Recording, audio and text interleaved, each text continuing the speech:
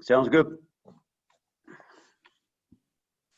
Coach Harrell, with this offense, I guess it's a totally different challenge, and maybe the unknown is the biggest challenge at quarterback. I mean, how do you kind of prepare? Have you prepared for that this week of maybe facing 2, 3, potentially 4 guys, maybe? Yeah, they've rolled a lot of guys in there at quarterback, all very talented, all very good players, which certainly is what it is. You got to kind of – each one has something he does really well, and you got to kind of alert your kids to that and maybe you make a different call for one as you opposed to the other. And they got a lot of skilled kids that can really run and they're really good up front. So they like you said, propose some challenges, and we got to be ready to meet those and step up to the plate and see what we can get done. Do you have, as a follow-up, do you have a guess as one guy, or at least you willing to publicly put out a guess, or no? I have you rolling the dice, to be honest. I mean, we think, if you watch throughout the games, I think number 3 is a really good quarterback. Played against us last year. 6 got his first ball game last week. Did a really good job. Did some good things. Transferred from North Carolina. The young kid, freshman, 12, really good player. He's certainly very talented. And then 0, who was the Alcorn State Player of the Year in that conference, does some really good things. And he's kind of a wildcat kid back there that can throw the ball and a good player as well. So, we may see them all. Who knows? And we'll prepare for all of them and be ready to go. Coach, you guys have played well in stretches the first couple games. What do you think it'll take to, I guess, put a full game together? What do you think is leading to maybe those 2 or 3 series that are holding you guys back? I think we talked about it a little bit last week. We have played well at times, and at times it's like we can't get over the last play and we can't handle adversity. And that's something we continue to talk about and keep working on. And, hey, don't worry about what happened the last play. Move on to the next play. Don't point fingers about the last play. Pull the thumb and let's get on to the next play and keep moving. And you just got to take it one play at a time. It's like eating an elephant. You eat an elephant one bite at a time. You win a ball game one play at a time. Don't worry about, the third quarter, fourth quarter, last play, whatever it may be. Take care of that play. Take care of what's important now. And we're talking about right now, just at practice, hey, win this rep. And then after you win that rep, win the next rep. And stack rep after rep after rep. And next thing you know, you've won the day of practice. And that's how we kind of faced it. Blake, where do you feel like you've learned the most about your defense so far? What have they gotten better at best? And besides what you just talked about, where they got to get better at? I think at times, and kind of what Stephen hit on there, we showed some, we can run the ball, we can play fast, we do a great job tackling, and other times you see it just kind of up and down. So we got to be more consistent on that. And our kids are doing a great job. They're working their butts off. And we created some turnovers last week. We've pressured a lot the first couple of weeks. And sometimes we've done a really good job with that. Sometimes, we obviously got to improve on it. And I think our base defense is starting to improve, and we're starting to get our run fits down with that. So feeling good about where that direction is going. We can do some different things. Pressure and play some base. So feeling good about some package things we got going on as well. Coach, I was going to ask you, as far as speaking of pressure on the quarterback, whoever that should be, do you plan on more pressure this week? Well, I think you just kind of get in the game and see how it goes. It's just like any other time. Can you get there with 3 guys? Can you get there with 4 guys? Can you get there with 5? Do you need 6? Do you need 7? Whatever it may be. And you got different plans throughout the game to how you're going to get that done, and which exactly guys it'll be. Is it going to be your D line? Is it going to be your linebackers? Is it going to be your inverts, your overhangs? But you just got to come up with creative ways and find guys that's what they do best, and get to the best of the best, and find guys that cover the best and put those guys in coverage. When you look at the Warren Saba pick 6 last week, and then building on that, is there anything, I don't know, that mentally or strategy or on the sideline of being able to turn that into a good quarter, build on that instead of just it kind of went away pretty quickly? Right. It's when you start off really fast, sometimes you're like, oh man, this could be a great day. And then sometimes over the years, it's been all our experiences. Like you kind of want to, get a three and out stop right away. Maybe that turnover, pick 6 coming on the second series, just to get your kids, consistency, playing the next play. and things like that. But it's still the same thing I mentioned earlier. Next play, something good happens. Next play, something bad happens. Next play, and move on and keep playing. And like we've all kind of mentioned and talked about, consistency throughout the ball game. Coach, you guys have rotated a lot through the first two games. Obviously, your first year as coordinator. Do you feel like you're starting to get a better feel for the personnel? You know, what guys do certain stuff well, that sort of stuff? There's no question. It's probably about being married your first year, I guess. You know, you find out exactly what your wife likes. You find out what exactly she don't like, and yada yada. It's kind of like that with your football team. Every game you play, you find out what you're more comfortable with and putting those guys in certain situations, or what guys can do what guys, really rush the passer well, or what guys can drop into coverage, and you put them in better situations each and every ball game and each and every practice. And, you try to get them there for Saturday for South Florida. Coach, what do you feel like the biggest challenges that are facing this team as you play USF this weekend? What do they do well? If you look at the stat page, I think they're about 165, 170 yards rushing a game. And they obviously have ran the football pretty well. They got, like I said earlier, they got some speed. They're going to take their shots. They showed that in the Cincinnati game where they're going to try to stretch the field on you.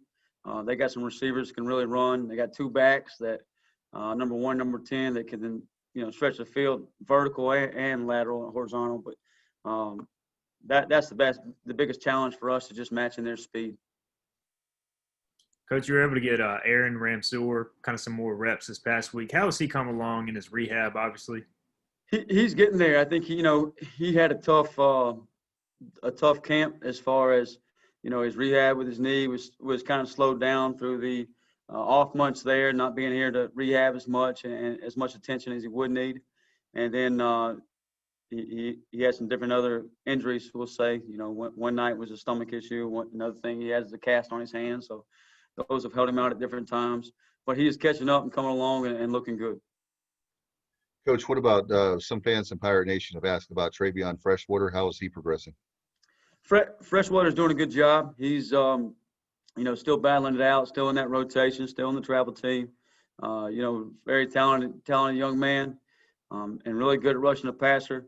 And we just got to get him, where he's 100% accuracy on his assignments all the time, and he's getting there, and he's improving every day. And still a young kid. He's a redshirt freshman playing his first college snaps, but and I think I said this last week. You can see those guys, and Freshwater is one of those guys that every week they get better and better and better. And it's some of it's a confidence thing, some of it's just more reps, some of it's growing up. In Aaron Ramseur's case, it's he needs those reps where he missed that time, where he's now catching up and he's getting to a starter level. And Freshwater, he's getting better and better every day. Okay, one more question for Coach Harrell. Okay, Coach Harrell, thanks for your time. All right, appreciate you guys. Nice. Coach, how are you, sir? I've been better, but I've been worse. All right, we're just going to go ahead and turn it. We're going to go ahead and turn it over to questions now. Donnie, when you guys have a game like you did this past Saturday, when you talk about it as coaches, do you look at it more as, we just need to get these guys more experience before they start executing this better, or do you look at tweaking some things? I guess what's maybe the balance there?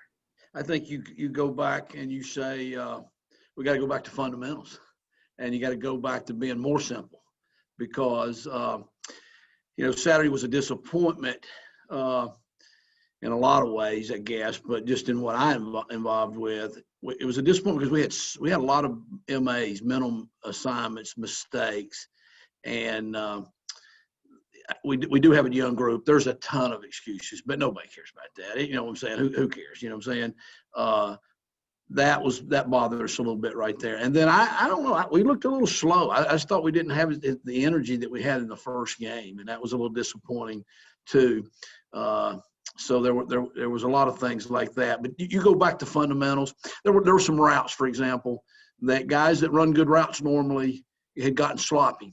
And the depth of the route wasn't good. The number of steps wasn't good. That throws the timing off.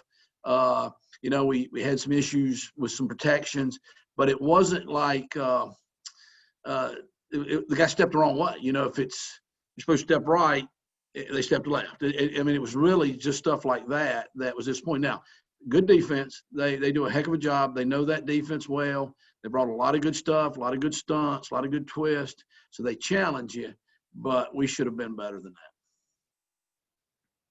When you look at this matchup, maybe both offenses are looking for a spark, or can hit big plays would really help it. And does that go to the energy thing you're talking about? If either team, whether it's run, pass, or whatever, hits a 50, 60-yard play, how much could that impact this particular game, you think? A lot, especially with a team like us, because we are so young. I guess we'd have probably been somewhat young. You take Dante out of there, all of a sudden our best offensive lineman, our most experienced offensive lineman, and he is our most energized guy too. He brings a lot of energy to it. And like today at practice, he was out there giving some energy and doing some things, even not playing, but he wasn't there at the game. So you don't get any of that. Noah Henderson's been out for a while too. I think Noah can be that guy. So we're fragile. We're very fragile. The game, got off to a crazy start. You gained 7 yards on the first play. Okay, that's pretty good. That's kind of what we wanted to do. The game plan was Snead was going to get the ball. We were going to get Snead going, and we were going to establish that. I was going to get him out of his little funk right there because he was really stressing, after the first week and feeling like he let everybody down, which he did not.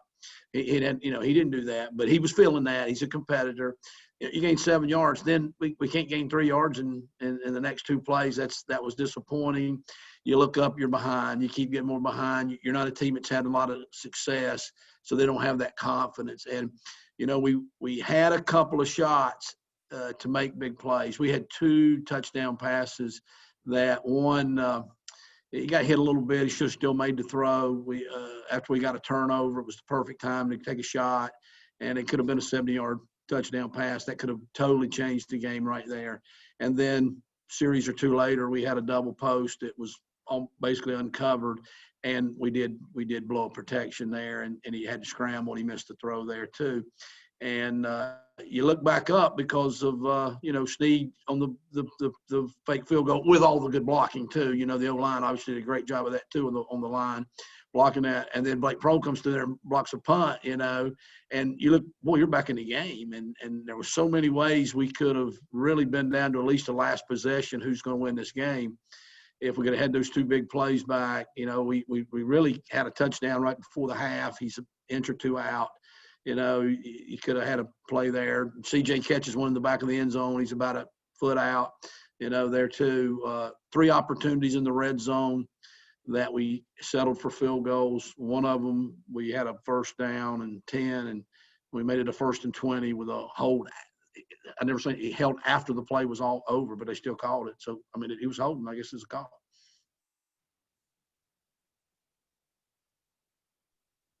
Coach, I had a question about C.J. Johnson. It seems like on every play watching the game last week, there's always pushing, pulling. There seems like there's a lot of, you could about call if you're a referee, pass interference on the defense. Knowing that, how do you get C.J. more involved and not get his head out of the game? It seems like I would be frustrated too if you're a talented receiver and everybody's pushing, pulling you, grabbing your jersey. Yeah, there's no doubt that's their strategy. We know a lot of guys on their staff, very well. A lot of us have coached at the same place.